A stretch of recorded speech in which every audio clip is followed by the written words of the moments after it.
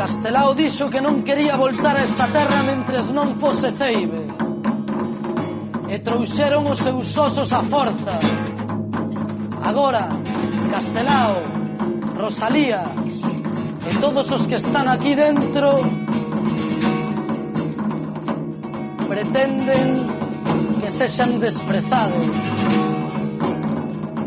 Están baixo chave privada, baixo a chave da igrexa. Pretenden borrarnos da historia, desprezándonos, humillándonos. Cantando peles de ovella, cantando fasas avanzas, por lobos de anos pasados, baixan a noite calada.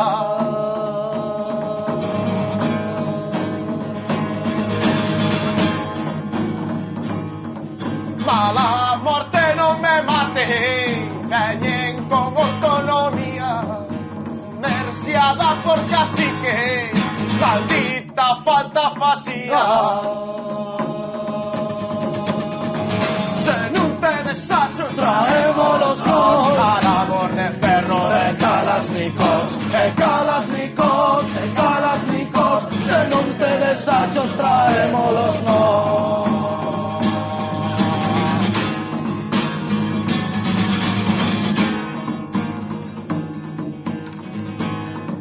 E algúns deles andaban tosquiando galeguistas por non perderen a manda, fixéronse autonomistas.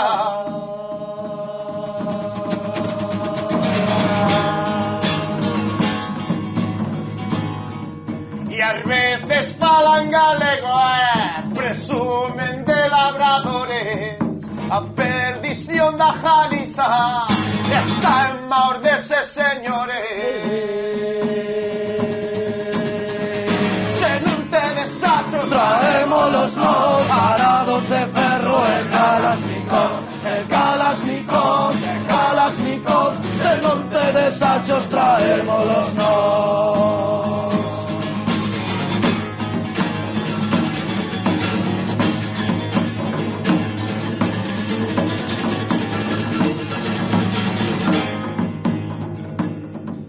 Mais todas nós ben sabemos que ainda nos sobra memoria.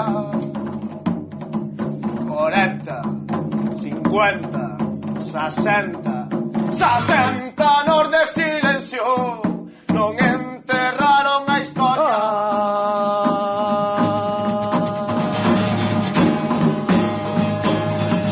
Os sors da terra migrante, da Galicia xenerosa, deixedes que nos roube a patria do pobo a nosa.